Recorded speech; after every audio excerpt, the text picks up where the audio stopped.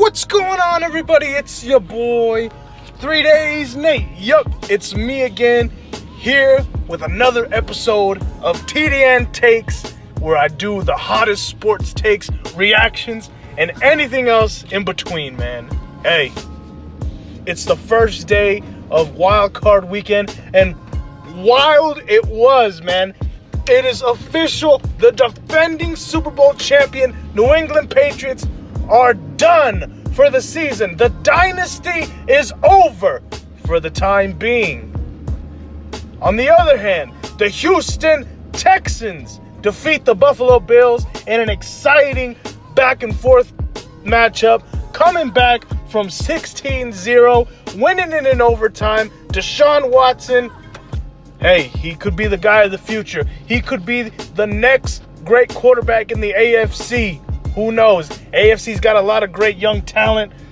Houston, do they have a legitimate chance at winning the Super Bowl this year? Let's break it down.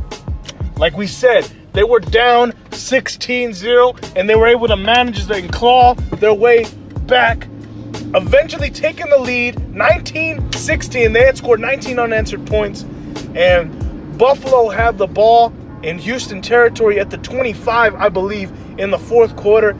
Josh Allen played phenomenal the whole game. He's done great the entire season, but his age showed on this drive.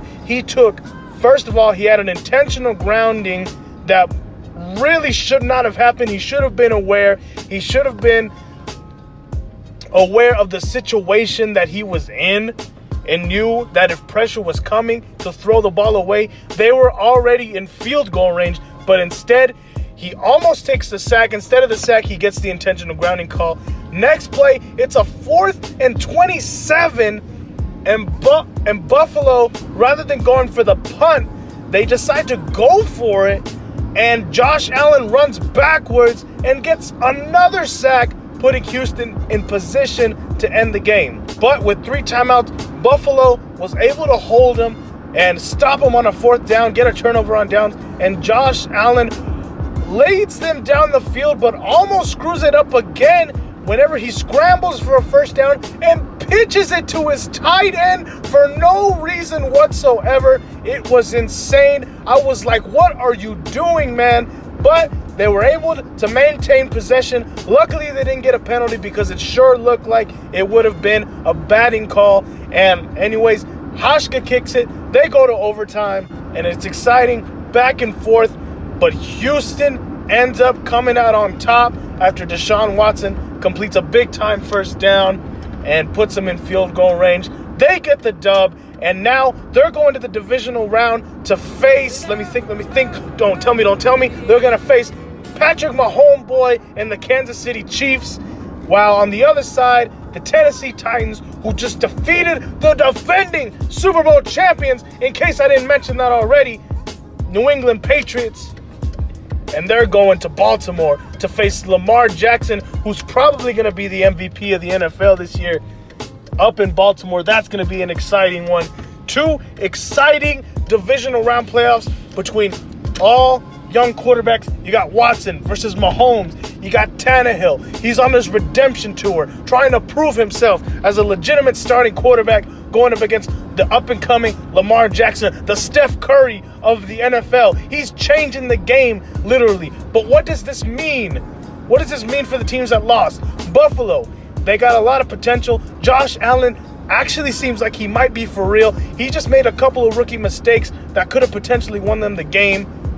Even though he's not a rookie, he's a second-year man. You know what I'm saying. The kid is young. He looks like he's still in middle school. But anyways, it's going to be great. They're going to be fine. They might be the next AFC East champions for the next 4 or 5 years, depending on what happens to the guys on the other side that lost, the Patriots.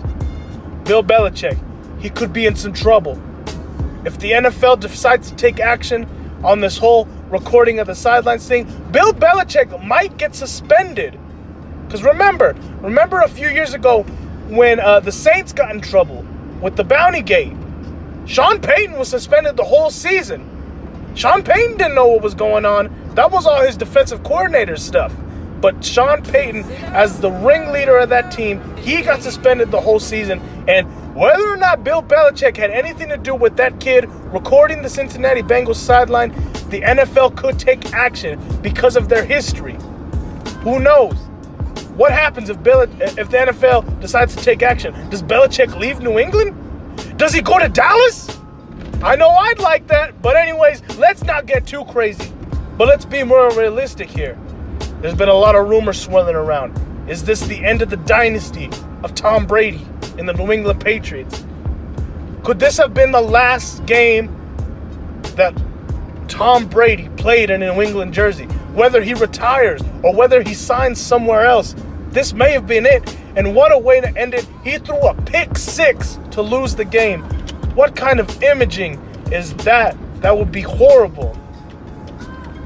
If he does, where does he go? You let me know down in the comment section where you think Tom Brady should go if he leaves the New England Patriots. But anyways, we got another exciting wild card weekend.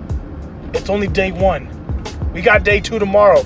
It's the Seattle Seahawks going up against those dreaded Philadelphia Eagles, who caused my Dallas Cowboys, as Skip Bayless would say, not to make the playoffs. But that's Dallas's own fault. Philly earned it. I'm not even going to lie, as much as I hate Philly. But I do hope that Russell Wilson puts the smack down on him and leads them to a victory. I'm picking Seattle. And on the other hand, we got the New Orleans Saints and the Minnesota Vikings, a rematch of the 2017 divisional playoff, a rematch of the miracle in Minneapolis. It's going to be big time. I'm picking the Saints because the Saints have had so much crap happen to them the past two seasons. They deserve a playoff win. I'm going to give it to them. They've been playing hard all year, and they're one of the better teams in the NFL. It's going to be exciting, but I'm picking the Saints. Let me know down in the comment section who you think is going to win tomorrow between the Saints and the Vikings and between the Seahawks and the Eagles. We'll be back tomorrow with the reaction to the NFC wildcard games. So be sure to keep it right here. It's your boy, 3 Days Nate. Aight?